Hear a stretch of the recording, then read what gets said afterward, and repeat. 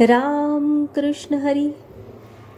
श्री संत ज्ञानेश्वर महाराजांचा जन्म श्री विठ्ठलपंत कुलकर्णी व सौ रुक्मिणीबाई या दाम्पत्याच्या पोटी शके 1993 म्हणजेच सन 1271 मध्ये झाला. संत ज्ञानेश्वरांचे वडील बंधू संत निवृत्तीनाथ हेच त्यांचे गुरु. ज्ञानेश्वरांना सोपान हा धाकटा भाऊ व मुक्ताई ही धाकटी बहीण होती. संत ज्ञानेश्वरांचे पूर्वज भगवत भक्त होते. तसेच त्यांच्या मातृश्रींचे वडील सिद्धोपंत कुलकर्णी हेही भगवत भक्त होते. विठ्ठलपंतांनी विरक्तीने संन्यास घेतला होता, पण त्यांच्या गुरूंनी त्यांना पुन्हा संसार करावयास सांगितले, कारण पत्नीच्या संमतीशिवाय ते संन्यासी झाले होते. विठ्ठलपंतांनी पुन्हा संसार सुरू केल्यानंतर काही वर्षांनी त्यांना ही 4 अपत्ये झाली. संन्यासातून परत आले म्हणून विठ्ठलपंतांचे व त्यांच्या पत्नीचे समाजाकडून फार मानसिक हाल झाले. त्यांना समाजाने धर्मकार्यातून बहिष्कृत केले. शेवटी त्या दोघांनी आपल्या जीवनाचा अंत केला.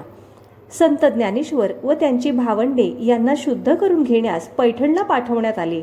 तेथे ज्ञानेश्वरांचे योग सामर्थ्य व ज्ञान यांमुळे ब्रह्मवृंदांना त्यांच्याबद्दल फार आनंद वाटला व त्यांनी त्यांना शुद्धीपत्र दिले.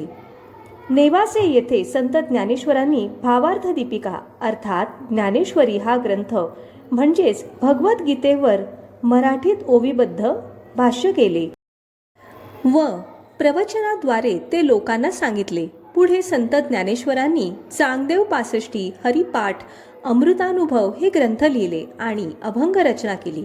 त्यांचे सर्वच ग्रंथ अत्यंत लोकप्रिय झाले आहेत.